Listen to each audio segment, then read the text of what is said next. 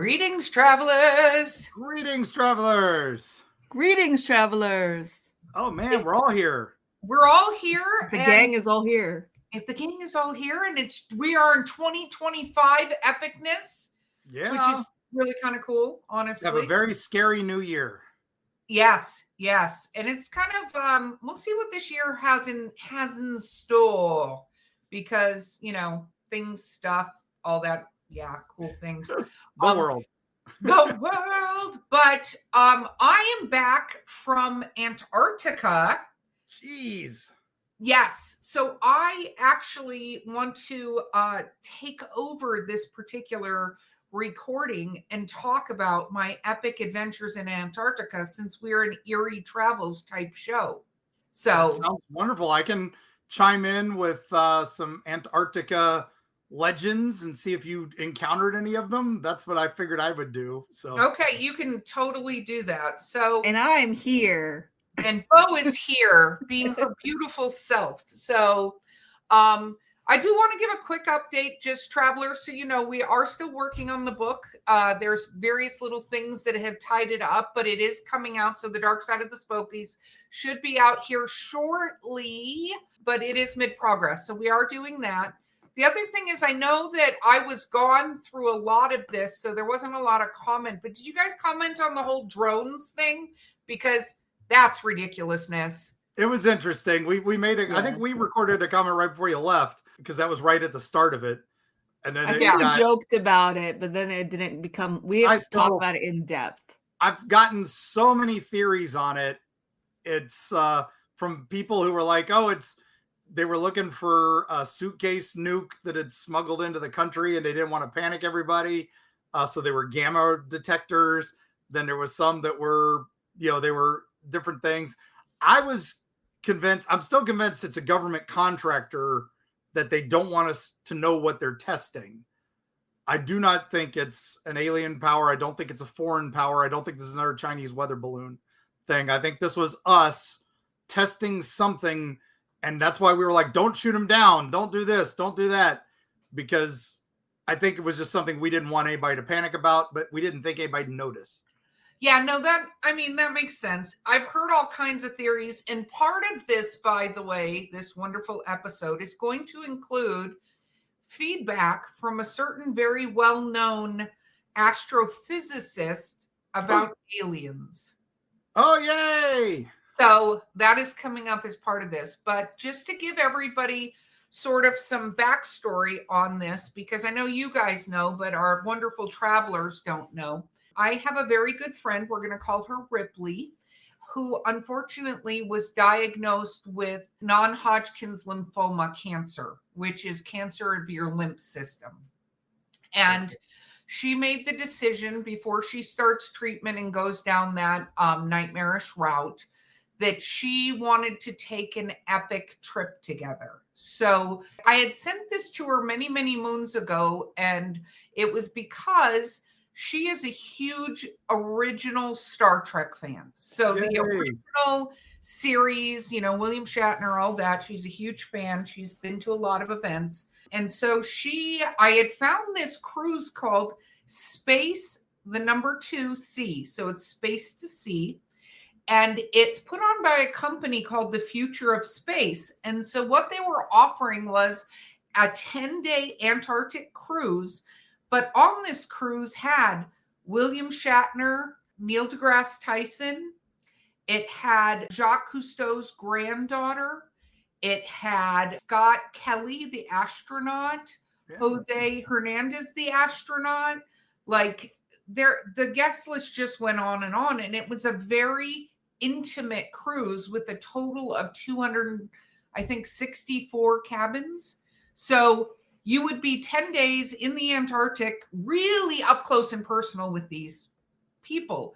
So she reached out to me and said, hey, because of all this, I really want to go. Will you go with me? And I was like, yes, I will go with you immediately. So needless to say, we left in mid-December. So I was gone almost 2 weeks, but we headed down to first Buenos Aires.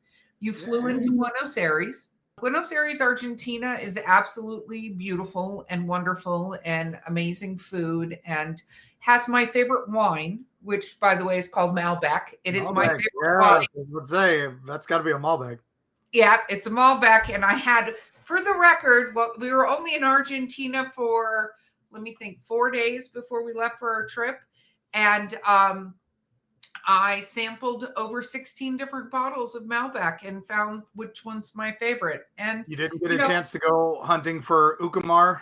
That's their Nessie. Oh, really? Oh, yeah, it's no, I'm sorry, that's their bear creature.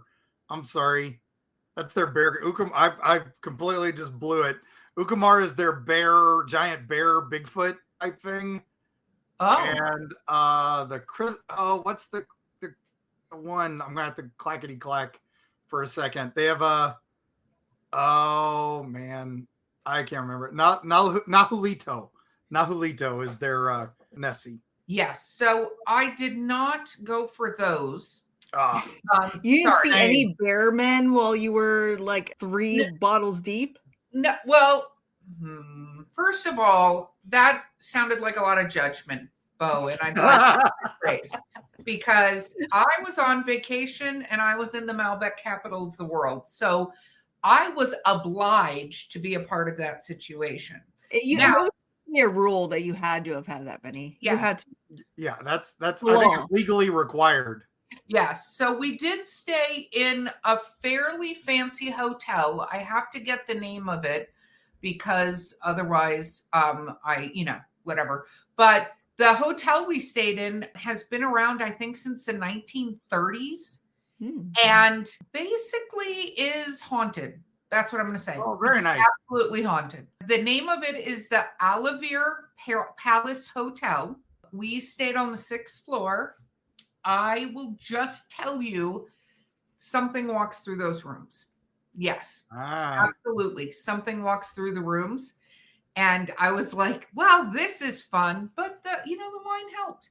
So that, it had the most beautiful marble spiral staircase that went from the top of the hotel to the bottom because it was before there were elevators. Anyway, it was very fancy, but absolutely haunted. There do often seem to be ghosts in the hotels where you stay, Erika, even if they're not supposed to be. Because at Mothman, we also had that ghost in our room. Yeah, well, why does this happen to you? I am not going to lie that I'm aware of that fact. We all know that, just in case anybody keeps wondering why I don't willingly go to places that have that. It's because that is my life. Okay. So it wasn't too terrible, but just old places, they have different things. So one of the interesting things was the whole idea of this cruise. And by the way, we'll link it in the show notes because Space to Sea is going to another really fun place next. So we go down there and everybody is supposed to arrive one day before, but my friend wanted to arrive before that. But we drove around. We saw the Capitol. We saw all these places. One of the weirdest places I saw was a British fishing club that's on this deck. It's only for upper class British people. And if I was like, that is, of all the things, it was really kind of just weird to see this in the middle of everywhere. And so driving around, saw a bunch of different places. Argentina was nice. There was a ghost tour. Ooh. I possibly missed it due to Malbec. That might but other spirits took care of you. Other spirits were taking care of me. But one thing that we did get to do as part of this is I actually got to go to the American Embassy in Argentina and met the U.S. ambassador that was there. That was the first encounter during the trip with William Shatner, who almost ran me over. And I'm not even kidding, because he was walking towards some couches I was standing near, and he wasn't stopping. So had I not moved out of the way, I think he's just used to people moving out of his way. Because that does sound very like par for the course with William Shatner. Well, He does have that also, reputation. How old is he now? 93.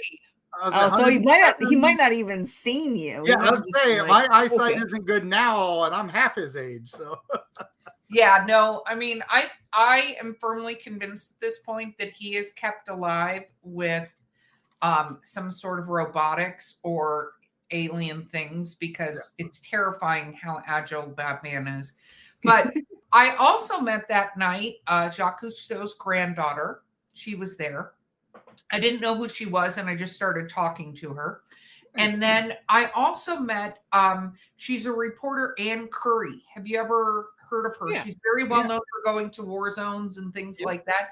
She is amazing. So I actually ended up meeting her husband and then her. So it was really, it was very neat. It's going to be scheduled on this year's Eerie Travels. Yes. Yes. They're all definitely coming out. I bet they actually would, honestly. But so it was really neat going to the embassy and seeing the embassy. And there are always these really big, fancy kind of buildings. Mm-hmm.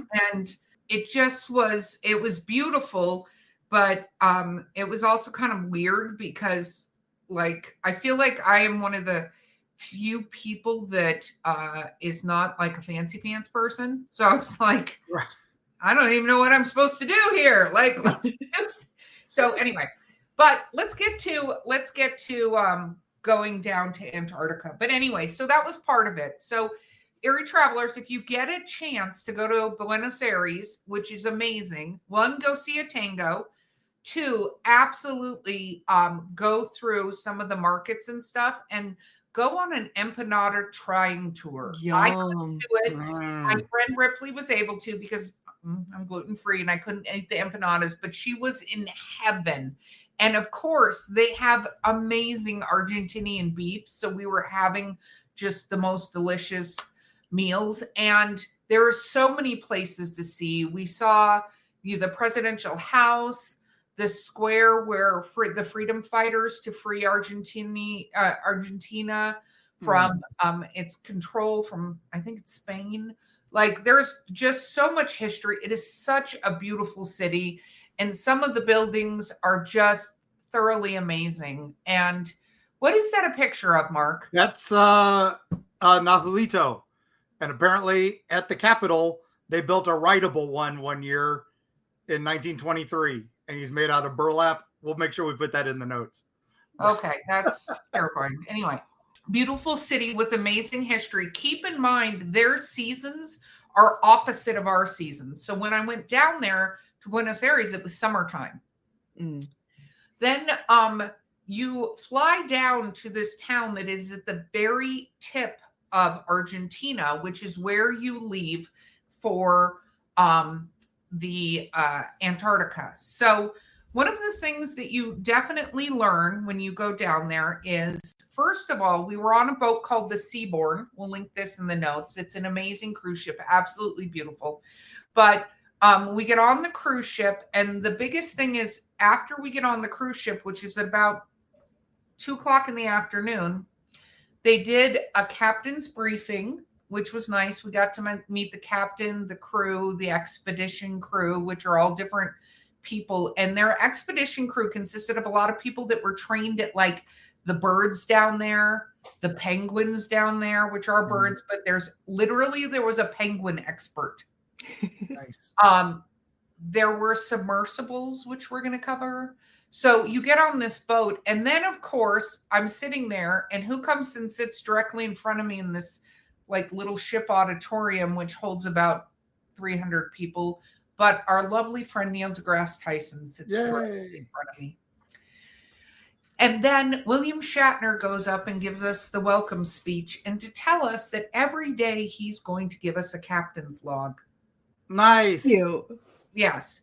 Wow. And his thoughts on our day every day. Now, the humor of the Starfleet captain versus the ship's captain giving us a captain's log is very funny, I think. Yeah. But they introduced everybody and off we went. So when you go to Antarctica, fellow travelers, here's something you learn. There is a place called Drake's Passage. Yes. what is Drake's Passage? Do you either of you know? It's a horrible area where the waves are super high and you don't see land for quite a while and people get seasick. And it was, oh man, what was Francis Drake something did there were a lot of things that they didn't consider it one of the 7 seas because that area was certain death. So it is, and what I think people don't realize is it's certain death because the weather systems from both sides of South America collide there. So there's constantly warring weather systems hitting that area, whether it's high pressure versus low pressure, heat versus cold, it's just a mess. And so when you go through Drake's Passage, which is about a day and a half, 2 days travel to get to Antarctica, or to get to the tip of Antarctica, I should say, the waves on a calm day are between 9 to 12 meters. Yeah. On a calm day. Yeah. So you want to have seasick patches, by the way, which, in case you don't know this traveler's fun story, you have to get those as a prescription. But also, they cause amazing dry mouth. So just so everybody's aware of that fact. But as long as you bring some Malbec, you're good. I was going to say. It turns out no amount of alcoholic or non-alcoholic choices will make that dry mouth go away. Yeah. So I think the highest recorded wave in there is in the 12-meter mark, which is 40 feet for us Americans. No, that's not the highest, my friend. Oh, okay. I had 19 meter waves. Wow. So 9 to 12 is normal. Yeah. So yes. So, 9 to 12 feet is normal. Yeah. But yes, they get, it gets bad. And it depends on the storms and everything. So sailing down, though, I shouldn't say sailing, going down on the boat, there was no sails involved, everybody. Let me remove that. You're still sailing, yeah. No sailing. Technically the term. Yeah. But we headed down, which was really fun. It took us 2 days, and we arrived at Elephant Island. Yay. You know what Elephant Island is? Is it elephant seals? No. I had no idea, but I guess from a satellite picture, there's a lot of misnomers as to why it's called Elephant Island. Somebody said the elephant seals. Other people said because from a satellite picture, it looks like an elephant's trunk. Yeah. Yeah, all this. So it's one of those things where it depends on who you ask. It's called Elephant Island. But that was our first trip out on the Zodiacs to the glaciers. Wow. To drive around and see all the penguins. And that was my first encounter with a penguin coming up to the Zodiac, which is a boat we were on, and trying to jump in the boat, to which I had to then find out what we were supposed to do because we got told very specifically not to touch the wildlife under any circumstances. You're actually not allowed to take rocks, feathers. You can't take any souvenir from there, which was kind of, my granddaughter loves to collect rocks. So I was hoping to take her a rock, but they're like, no, don't touch anything. Bring her one from Argentina. She'll never know. Yeah. Don't lie to children. We do all the time. But what was interesting about these little penguins, which are called Gen 2 penguins, by the way, travelers look them up. They're super cute. So I had to ask the expedition person what we're supposed to do. Like if it jumps, because it was less than a foot from me. So I was like, if it manages to get in, am I getting it out? Are you getting it out? Who's getting it out? Like, how does this work? What do we do with the penguin in the Zodiac driving around? But it was below freezing, but we're driving past these huge ice pieces and these glaciers and all of this stuff. And you learn, you really see, people talk about the glacier where the tip is just the beginning and then the rest. Like you in these waters can see these huge ice things underneath the water. Like you can see these huge glaciers. Yeah. And it is just amazing to witness this. Like just sitting on these Zodiacs and driving around and seeing all these pieces, you see, they talk about how the ice fractures, and you can tell whether or not how old something is by the way it fractures and stuff. So it's just beautiful, but it's really cold, everybody. And this is summertime. Did you see any undersea creatures that live there? Like my favorite, my brother described me, was the ice fish, kind of see-through.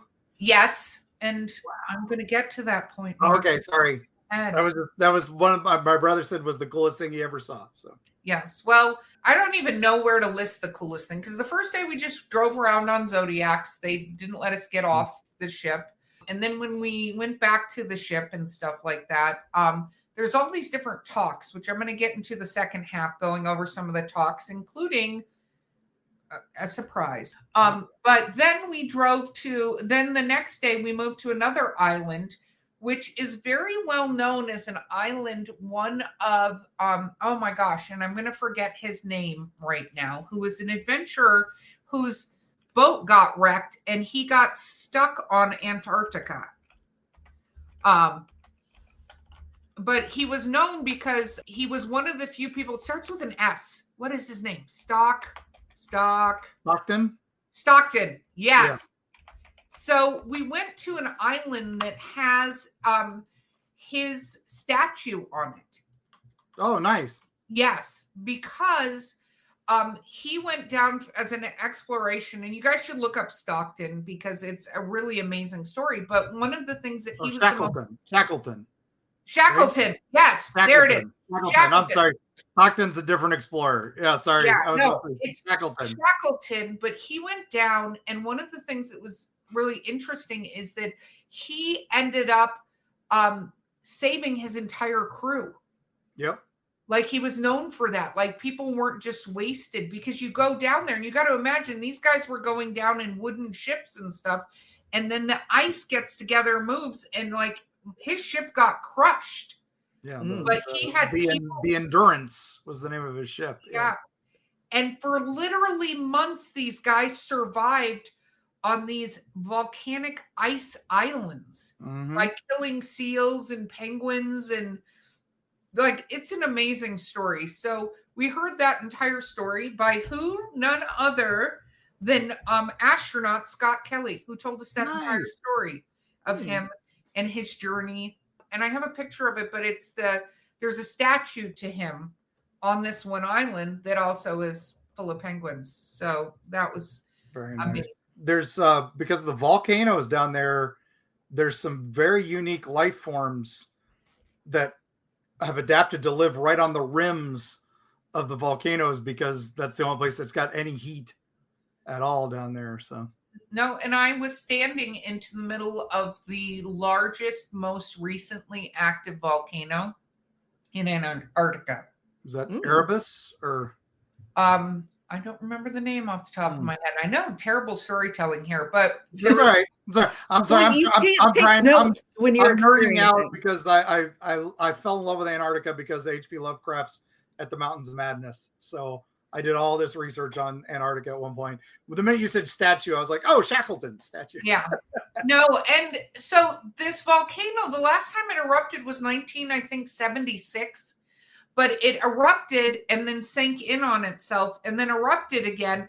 And so it's this whole bay that's been created, but it's a giant volcano thing with other little mini volcanoes around it. But they are actively keeping track of the tremors and stuff because it's still a very active volcano.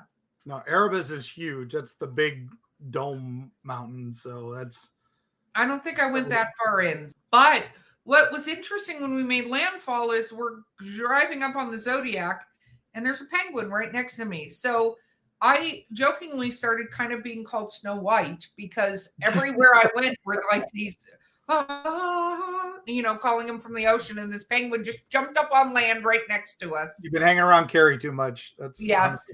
Yeah. I took my inner Carrie down to Antarctica, but I walked on Antarctica and saw seals that are just laying on the ice. The thing about when you really get down there, first of all, there's no vegetation. No. None. Is it like being on the moon? It felt that that way a little bit until I learned a little bit more about the moon, which we're going to discuss in the second half. But one of the things that was really interesting is it was so just barren. Like you see it in movies and stuff, but until you're standing there and like looking at the rocks and looking at the ice and looking at the, the snow and stuff, you're just like, wow, there is these creatures, these seals, these penguins. We saw humpback whales. I saw pods of orcas. Like seeing them there, you just go, they survive in this. Yeah. Many of them don't like produce the same like hemoglobins and stuff we do so that they can survive in the cold. That's why they die in warmer water and warmer climates and stuff. So yeah, there's so many weird things. And now the beauty, the difference between Antarctica and Arctic, a lot of people don't realize is you go to the North Pole, there's no land. It is all sheets of ice, just very thick ice. Oh. And now the South Pole there's land under there, and some places it comes up because of volcanoes and stuff like that. That's because it's a continent. It's a continent. There is an Arctic continent. There is an Antarctic continent. And they have found like fossilized wood and other things down there from what used to be forests and stuff like that. But that was back prehistoric, back when Pangea and stuff like that was still going on. No, it is thoroughly amazing in being there. And there's no words to describe seeing it, but it is, by the way, 24 hours of daylight.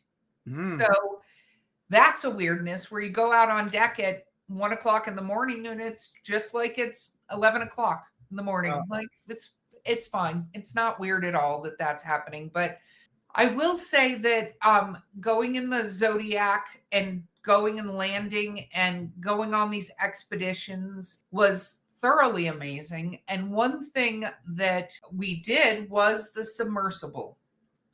So we went scary 400 meters in a small little it was like a fishbowl, really, 400 meters down. And you see all this life that's underneath the water. And so there is a fish down there, for instance, that actually, it looks like it's like called a gator fish or something. It looks like a gator mouth, but it literally has, I think it's battery acid is the blood or freon or something like that. Yeah. Because it's got like the golden bristles. Yeah. Yeah. And just very sharp tooth. Yes. No. And it's got this because it survives underneath this ice type water. And there are starfish there that have like 50 little tentacles. And when you look at it through the submersible you're in, which is a little like submarine thing, it looks like it's about 4 or 5 inches in diameter, but because of how rounded that is, it's literally like 2 or 3 feet in diameter, really. And I saw krill, which, by the way, is the entire life force of that's what all these marine animals eat. The whales, the penguins. They're like little shrimpy things, right? They're not. They're like this big. They're like 4 or 6 inches. That's why the colossal squid eat them by the pound, man. I think they always appear small. They're always eaten by like a big humpback whale or something. So you're like, it must be a tiny thing. No. Well, think about how big a whale is. That's the thing. Yeah. It's tiny for a whale, not tiny for us. Yeah, no, they're not tiny at all. So I saw that, and I saw any of the spiders that are down there. They have a special spider. Sometimes it's in the water. Usually they're about as big as like a dinner plate, and they're very leggy. They look more like giant crabs, but they're spiders. No, I didn't see a spider. I saw a starfish, a not regular starfish too. I saw these things that are like these sort of sea vases that are put together. They're white, but they literally take millions of years to create. And they're huge and they're all over the place. It was so neat seeing these creatures that are just down there and just the pictures, because it's nothing like you see in other areas. Yeah, those see-through fish. My brother showed me a picture of that and it just freaked me out. I was like, what? Yeah. Well, and it's just we're so used to almost tropical ocean life that think of it, and there's no light down there. One of the things that was interesting that our sub driver did is because it was Christmas Day when we went down, and he had a Santa hat on, and he showed us like it was bright red and white Santa hat, and when we went down, it turned black. Like the red part turned black because of the light difference. Like, I mean, it looked like we were in the same lighting that we were up above, but it was so bizarre. So we saw that. So anyway, there were 6 of us that went down, and it was really, really fun. And we saw all those things. Again, 400 meters under the ocean surface in Antarctica. So it was weird. And of course, when we came up, what was swimming around? Our penguin friends. Right around the You're like, oh, Erika's here. Yeah, Erika's here. Let's go play. So that was fun. You know, that was going and seeing, like I said, pods of humpback, pods of orcas, which, by the way, the white part of the orca, because of what it eats and being down there, turns yellow.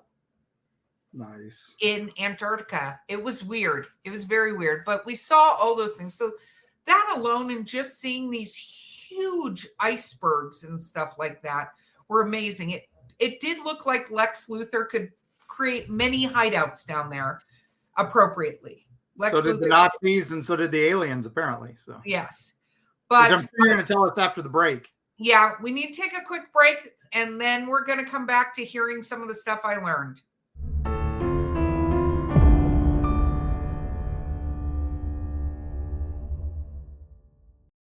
Destiny Beard, the lyrical soprano who will haunt your dreams.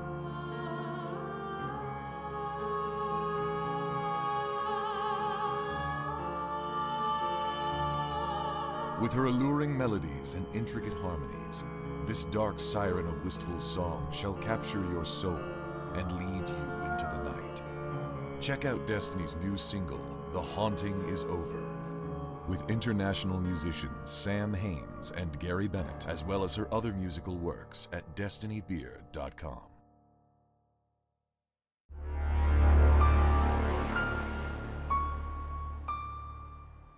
And we're back. So that was the actually going around and seeing all the stuff. And I haven't even covered everything. I was down there for 10 days. It was amazing.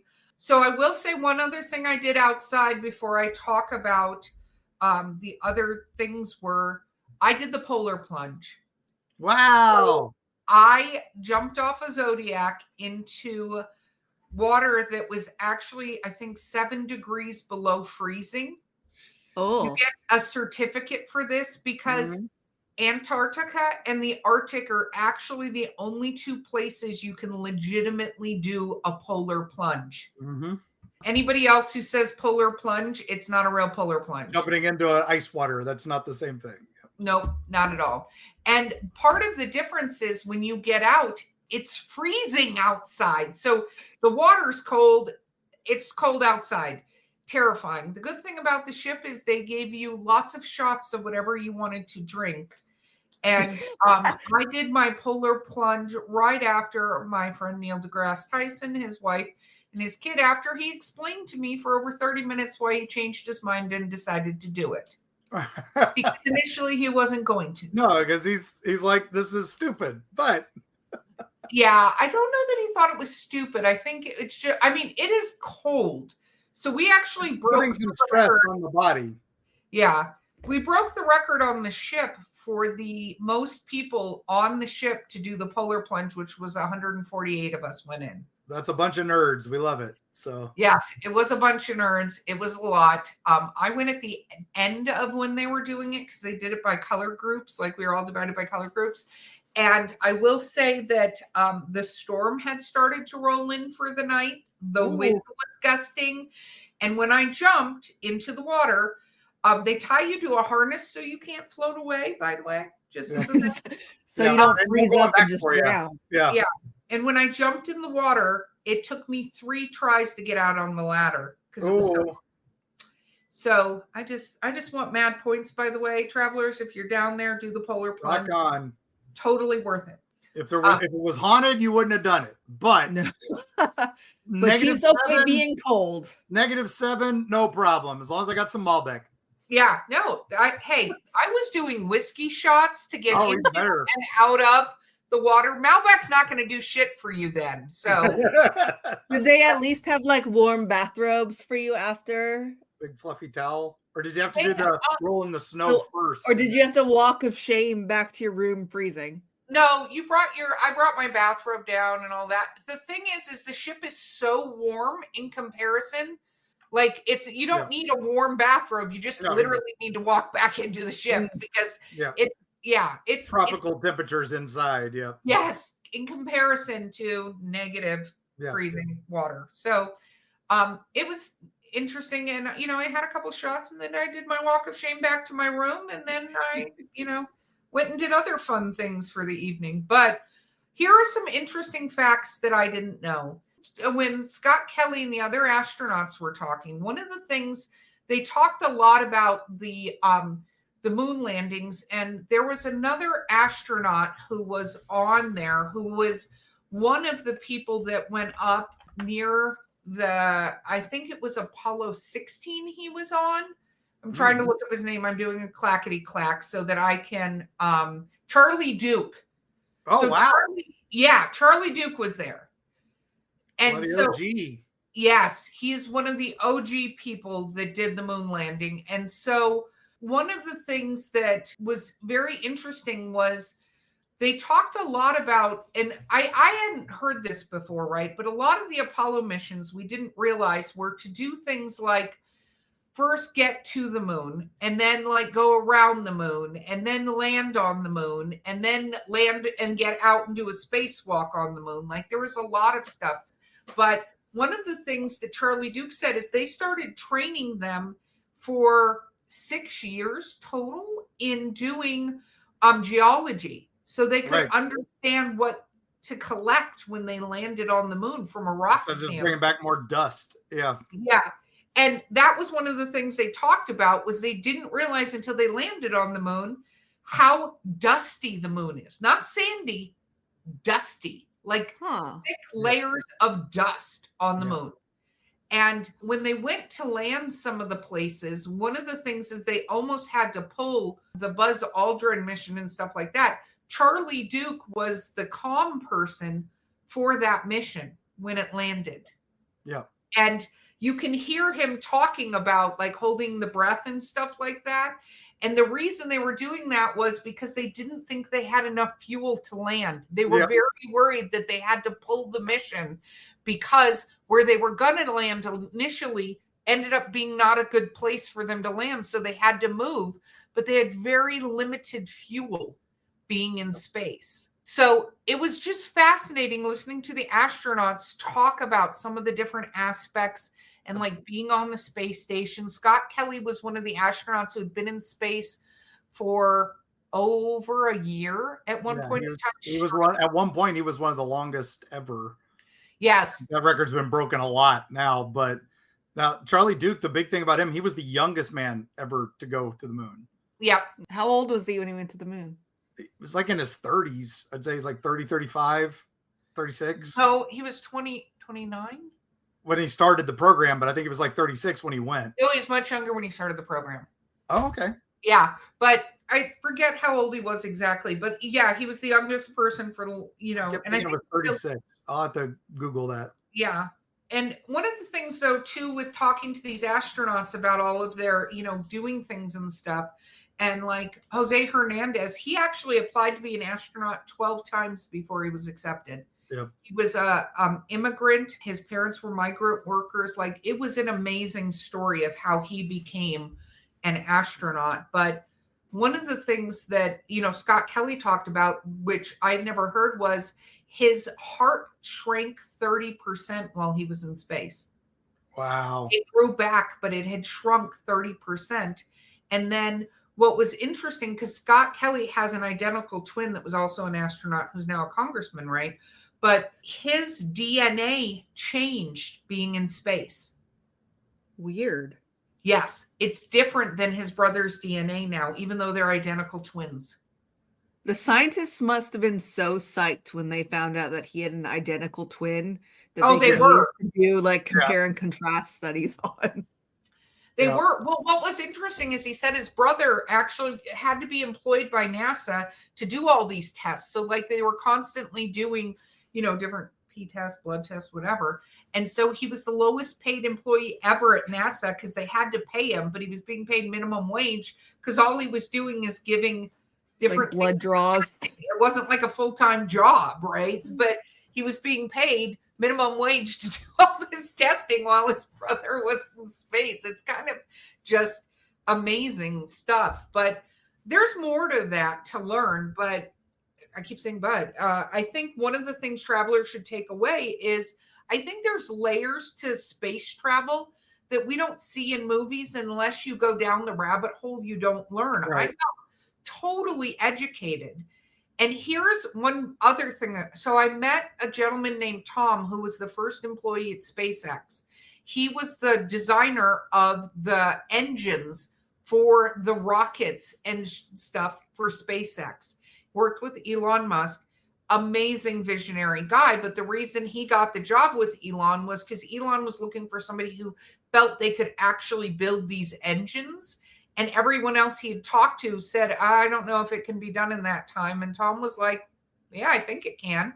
And was able to put together his team of people to do it. And their entire job was to make it these engines lighter and cheaper. So their whole thing was, how do we do this so this can actually grow? So he was allowed to try all these different things to make that happen. And it's just fascinating how they went about not being in confined things on building this and being able to test all these things to do these rockets, which they did do. And now he owns a company that he created that's job is space transport. What does that mean? He doesn't take off from Earth to do it. He literally has a transport system from lower Earth orbit to the moon to the space station. He's basically a trucking company for transport in space. So they're building a whole space station for this transport kind of thing because it's a whole different thing getting into orbit and then getting stuff around, and the amount of fuel it takes when you're trying to go from Earth all the way through, it's just not worth it. So basically he's creating this amazing company to do space transport. Space Amazon. Yeah, basically it's Amazon in space. He's not doing it with Musk. It's his own company. But I thought, I had no idea anything like that was like, my previous job, I was doing security support, IT security support. And one of the companies was a rival company of that. And they were talking about that was their chief rival. And I was like, oh my God, there's so many little pop-up companies all over Florida, all over Texas. They're all trying to get on that bandwagon. They need Musk to get them up there, but then once they're up there, they're going to do their own thing. So yeah, no, it's really interesting. But here's something, I don't know if you know this. Do you know how much space junk is orbiting Earth? Oh, yeah. Tons and tons. I'm assuming it's a lot because there's a lot of junk here on Earth. So I'm assuming we also put Clickety-clack this, Bo. I'm not even kidding. Space junk in Earth orbit. I mean, orbit around Earth. I mean, how much of it is coming down? I mean, we just had another piece hit Kenya last week, and then we had one hit North Carolina not too long ago. That they were all, it's SpaceX, it's SpaceX. No, it turned out to be a Chinese rocket. But China's an estimated 130 million pieces of space debris. Yep. So what's interesting is something has to be done about this before any idea of even orbital travel is really real, because you can run into so much stuff up there. Just run into it. And it's not little stuff. Some of it's little, but a lot of it is huge chunks of satellite and other rockets and other stuff that's just floating around. Yeah, the thing I just read said that like 35,000 pieces are trackable. The rest of the pieces are too small to be trackable. So who knows what you're going to run into because you can't track it for your that's some route. of the theories on the famous Black Knight satellite, which is this thing that's been up there since the early missions. People were taking pictures of it. It looked like this strange alien device. And we think it was just like a heat shield, like a tarp that's up there in space, just kind of floating around. And somebody was actually saying that it is a tarp, and it's actually stopped some of that debris, kind of like a garbage bag catching. So what you're saying is we need a big net. Well, what I'm saying is there are companies trying to do that. They have to, because there's no way to safely do that. Because imagine just debris all over a road. That's what you'd encounter trying to do some of this stuff that they're trying to do. Before we can do that, that's been the plot of a bunch of movies too, about like space missions and then getting hit by debris. And then I don't remember what the movie is. Gravity, yeah. Apparently that's was stated is the best representation. If you want to understand what the space debris is like, watch the movie Gravity with Sandra Bullock. Yep. So I don't want to run out of time, but that was all fascinating. So I think you should look at it. But I was so excited to find out that we got to have dinner with a celebrity. Everybody who was on this cruise got to have dinner one night with a celebrity. And who did I get to sit right next to have dinner is none other than Mr. Neil deGrasse Tyson. Oh, so jealous. It was so amazing. First of all, he is just one of the nicest human beings you will ever meet. He is an educator above anything else. He wants people to understand. Of course, he's ridiculously smart. I will say I ended up being able to play trivia with him and his wife and astronauts and stuff. But the team for the 3 days we played came in second all 3 days. So having an astrophysicist and astronauts on your team does not guarantee a win, people. No, just so you know. Especially if there's a sports category. Luckily, there was not. So it was fun. The third day, I named the team We Don't Want to Be Second Again. That was the name of the team. Second again. But it was incredibly fun. But when I met him for dinner, you know, he got asked a bunch of questions. There were 10 of us total at the dinner table with him. So it was a lot of fun. But I did ask him about aliens because, of course, we're Eerie Travels. He had a very interesting view. I'm not saying I agree with his view. I'm just going to tell you what his view was, right? This is an astrophysicist. His view, and I didn't get to ask a follow-up question, which I wanted to ask, which I'll explain in a minute. But his thought was this, two things. One is he thinks aliens would be too big of a secret to keep under wraps, that if they were really there, it would be way too hard to keep it secret. The government would not do a good job. Now, my follow-up question was going to be around the fact that if aliens made contact when we think they did in the 20s, 30s, and 40s, and did get introduced to our governmental bodies, it's very easy, if we're not talking about 20 different alien races, but just one or two, that they understood the dynamics and the secrecy. And that's what I didn't get to ask him. What if something like that happened? But he knows alien life is out there. Carbon is the #1 resource in the galaxy. He believes that any other life forms out there are carbon-based life forms. It's just one of the core things that makes up. So it's not silicone-based life forms or whatever. They're carbon-based life forms. So his theory is that it's too big of a secret to have been kept. So if they were there, we would know. However, one of the things he said, and we can all decide how we feel about this. So the other part he thought of was this. Chimpanzees are only 1% different than us humans. I don't know if people know that. 1% difference. 2 chromosomes. They have 46. We have 48. I think. Yeah, something like that. 1% difference. Now, chimpanzees, the highest level of what we would consider knowledge base is toddler level with chimpanzees. They can do toddler level things. And we, as humans, I'm not saying we consider them dumb, but we don't consider them very intelligent and would not think they were capable of many, many things. So his thought was, if aliens are out there and they're 1 or 2% different from us, right?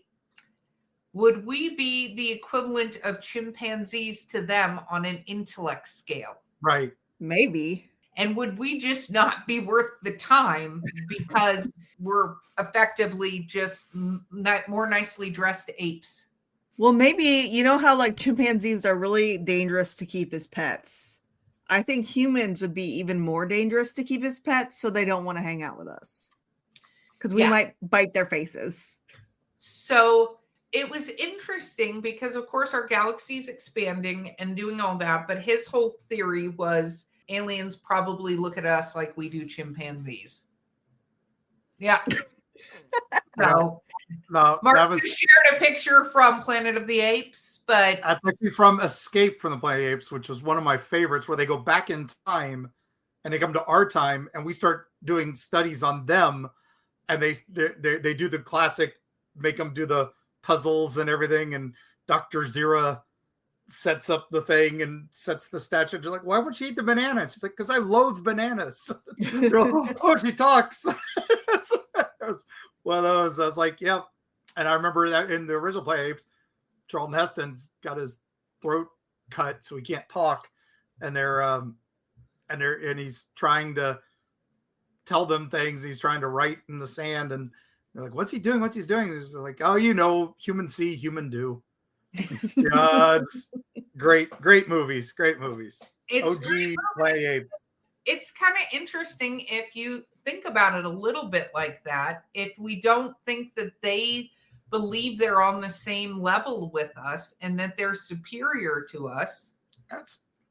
Hey, look at us with those penguins. Penguin may have been studying you and you didn't know. Yeah, no, that penguin was following me. I might have put him in my suitcase to bring him back. But the other thing that I thought was so that was fascinating, and kind of talking about that. And he talked a lot about the universe expanding, because the universe is continuing to expand and expand. They're sort of measuring it. It was very funny because there were two different like panel things with William Shatner and Neil deGrasse Tyson. I don't know how much William Shatner believes in actual science. I couldn't. Hey, he hosts William Shatner's Unexplained. Yes. With our good friend John Stamey and Dave Spinks have both been on. So. Yes. Well, I think William Shatner is amazing. This is not against him, but he would fight with, because one thing that is actually not arguable is physics. Mm. Yeah.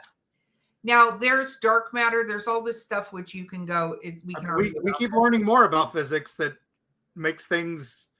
That's why it's an expanding science. It is, but physics are physics, and physics work, and we've seen them work. So you cannot change the laws of physics. Yeah. What is hysterical is that William Shatner would say something like, yeah, we can't prove that. And Neil deGrasse Tyson would go, well, actually, physics tells us A, B, and C. And then Shatner would go, so it's not provable.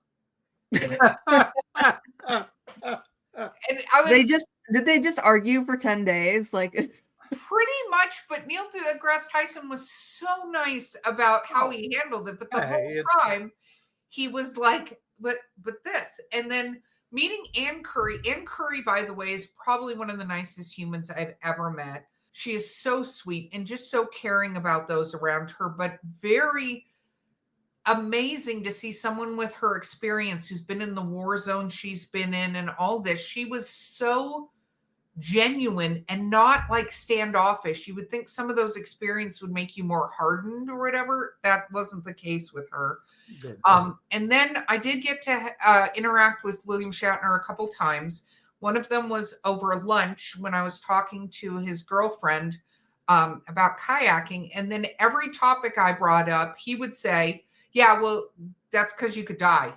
I'm like, Mr. Shatner, like, it's gotten very morbid. Like, everything I've talked about, you're like, but you could die. And he's like, yeah, you could probably die from what you're eating on your plate, too. And I'm like, what is going on? You got on a Blue Origin rocket.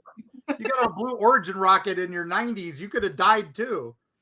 It was so funny. But then sitting with him in another event, he's like, yeah, nope, that could kill you too. And I'm like, what the hell is going on? Like, everything could kill me or whatever. It was he was contending with his mortality that week. Singing career. That's all you got to do is bring up his singing career. Oh, no, he brought up his singing career. Okay, and the new album he's recording with Brad Paisley. Oh, well, I liked his last one. Has Been was amazing. If you haven't actually heard that, that's probably one of the best albums.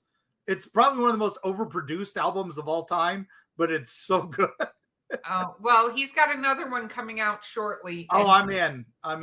His Rocket Man is still classic, but he read us one of the songs from it, and it was about a whale, and so it was just funny to watch them fight, and it wasn't like true fighting, but you could tell, you have these people with different opinions, and the whole time you have somebody who's trying to do education and stuff like that. And it was very cool. But one of the last things I want to share, besides the entire crew of the Seabourn was thoroughly amazing. I met so many amazing people. I want to say Chila, shout out to you. I don't know if you're listening, but she was amazing. She's from Turkey. So I just met some very, very cool people that were, anyway, it was thrilling to meet them. But the last thing I want to talk about is I was very fortunate to meet two people who had been prisoners of war in the war between Russia and the Ukraine. Oh, they were two females. One of them was a soldier who has written a book about her experiences. And the other one she was also a soldier, but she had started doing public relations. And so she spoke many different languages. They were both two of the most amazing people I'd ever met. The one who had written the book lost her husband during the war and was a prisoner in a Russian camp for months and months and months being tortured, which is, by the way, what the Russians do when they take Ukrainians captured. The war is still very much going on if people haven't seen it. Two of the bravest people, but what was really fascinating was meeting, and her name is Valeria, meeting her, and she didn't speak any English, so her friend was doing a lot of translating. We ended up having dinner together, and I started seeing her sense of humor, and she has an Erika sense of humor, by the way. Hey. And so instead of letting her friend translate, I started using Google Translate, and so did she. And we had the best time for the next few days, just talking with each other and her sharing her experience. And she was they were both two of the most positive people I've ever met, but they were invited by Scott Kelly to this, but their entire thing is to raise awareness of the war because the Ukraine still needs support. So there are many ways to support if you want to, but they're still fighting from their land that's been invaded. So that was one of the most awe-inspiring parts of the trip, was meeting two people that had gone through what they went through, survived. So travelers, I would say this is, I'm sure Mark can add a couple really fun anecdotes onto the end of this, but this was a once in a lifetime trip for me. Traveling everywhere else, I just can't even describe what it was like, seeing everything and meeting everybody and being a part of something this huge. The Space to See and Future of Space, the next place they're going is the Galapagos Islands in November. Oh, wow. We'll have links to things. So if you're interested in going and being a part, and they are going to have some of the people that were on the cruise with me are going to be on that one and some new ones, but you'll never have an experience like it, traveler. So if you ever get the opportunity, I heavily, heavily suggest taking that opportunity and going and seeing these places, because it will be unlike anything you've ever seen before. So, Mark, what weird stuff didn't I mention? Oh, no, we're over time, but we'll have to do an episode on Antarctic strangeness. I mean, they've got some unusual fungi. Of course, there's rumors of aliens and a lost city there. Some people say that's where Atlantis is, on the mountains underneath. There are mountains of Antarctica, but they are buried under the ice. They can only ground penetrating radar them. So it's not the Mountains of Madness like H.P. Lovecraft says, but there are fossils of rainforests that were there once. There are some strange, unusual creatures. My favorite is the blood falls there that are actual. It was a salty lake that's basically cut off from the atmosphere by the glacier, and the water is preserved about 400 meters down, and it's become even saltier. So it's 3 times saltier than the seawater, so it can't freeze. So and since it's rich in iron and devoid of oxygen and sunlight, it comes through a fissure in the glacier, and it looks dark red. So it looks like blood red falls coming over this glacier. There's underground lakes there that have all kinds of crazy stuff. But anyway, that's if you can do an inland excursion, but those have to be approved by scientific teams and stuff like that. That Antarctica is the only country in the world that has a universal neutral ground, and it's the only country no one's ever violated that treaty. So that tells you something how important it is for study and science and all that. The reason you don't take rocks from there is it's probably the richest meteorite place on the planet, not because of it gets more than anywhere else. It's just it's easier to find them because it's snow, and then the rocks just stick to the top, and there's no new ground except for around the volcanoes. So it's if you see a dark rock out on there, it's probably a meteorite, and there's no humidity to ruin it. But anyway, that's Antarctica is amazing. We'll have to get into that at some point. So no, that's true. And I get the Mountains of Madness and then take your cruise. And to my lovely friend Neil deGrasse Tyson, I'm going to do our exit mark for the. Oh yeah, please do. And here we go, travelers. So first of all, thank you all. We're excited for 2025. We have so many cool things coming up. So just pay attention to our socials, the website. Thank you, our patrons out there. You got some cool stuff at the end of this year. And there's more to come. But as a takeaway, I would say this, travelers, and this is specifically for one traveler, Neil deGrasse Tyson, you still owe me an entire explanation for ruining my 6th grade book report on the planet of Pluto, since you were a part of it being removed. And you did not come to me, as we discussed, to explain yourself. So I still want that to occur. So you have an open invitation to come to Eerie Travels to make up for my 6th grade book report. And with that, don't take penguins home. Stay safe out there. And yes, every hotel I go to is haunted. And we will see you on the other side.